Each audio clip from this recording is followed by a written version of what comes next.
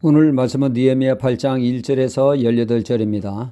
느헤미야 총독이 진두지하의 성벽 재건이 성공리에 끝냈습니다. 이에 안주하지 않고 신학적 부흥에 힘쓰는 모습을 보게 됩니다. 진정한 재건은 물론 성벽 재건도 중요하다. 그러나 더 중요한 것은 영적 재건 운동이 아닐 수 없죠. 영적으로 재건되지 않으면 아무런 의미가 없게 되어집니다.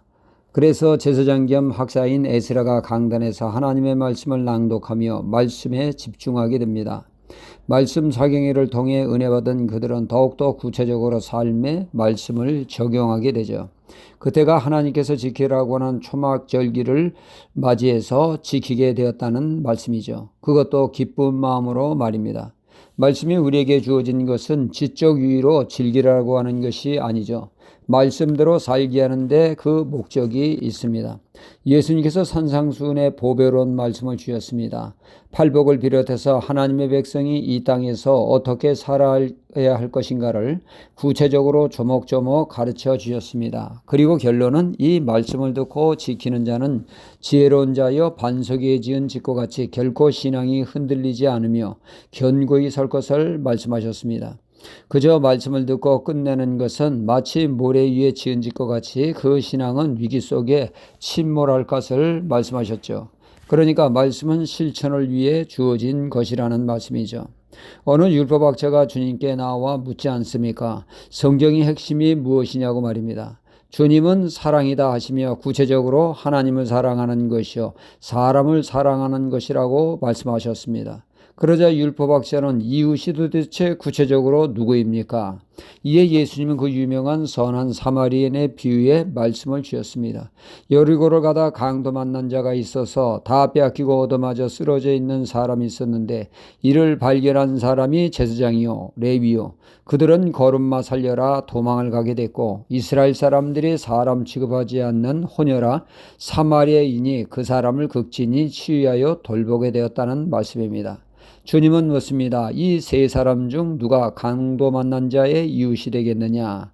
이에 서슴없이 그는 말하기를 사마리아인입니다 라고 하죠. 주님은 말씀하셨습니다. 너도 이와 같이 행하라 라고 말이죠. 주님의 결론은 언제나 행함이었습니다. 한날은 주님이 저녁 식사를 마치시고 제자들의 발을 주님이 친히 씻겨 주시면서 하신 말이 내가 너희들에게 섬김의 본을 보여주었으니 너희도 이와 같이 행하라 였죠. 야고보서의 행함 없는 믿음은 죽은 믿음이요 믿음이 있다면 그에 걸맞는 행동은 반드시 하게 된다고 말씀하고 있습니다. 예수님의 비유의 씨 뿌림의 비유를 보면 이렇게 말씀하고 있죠. 말씀을 받지만 정작 열매를 맺는 신앙은 옥토바 신앙. 옥토바 신앙은 하나님의 말씀을 열린 마음으로 받아들이는 사람이고 또한 그들은 말씀을 신비에 깊이 새기며 또한 한쪽 귀에 두고 한쪽 귀로 흘리는 자들이 아닙니다. 가슴에 담아두죠. 깨달은 그것을 삶 가운데 말씀을 적용하며 지키며 인내하며 나아가는 자라고 말씀하고 있죠.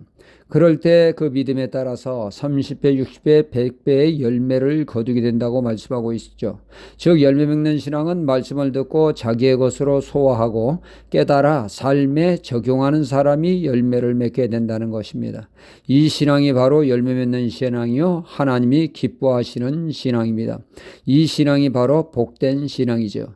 시편 1편은 하나님의 말씀을 사랑해 늘 묵상하며 실천하는 자 마치 시냇가에 심기운 나무처럼 늘 잎이 푸르르고 그리고 때를 따라 열매를 맺는 신앙이 된다고 말씀하고 있습니다. 우리의 신앙이 늘 말씀을 가까이 해야 되겠습니다. 그리고 한 걸음 더 나아가 말씀을 깨달은 것을 삶에 적용하고자 애쓰는 그런 신앙이 되어 하나님 보시기에 합당한 열매 맺는 신앙으로 하나님께 영광을 돌려야겠습니다. 할렐루야.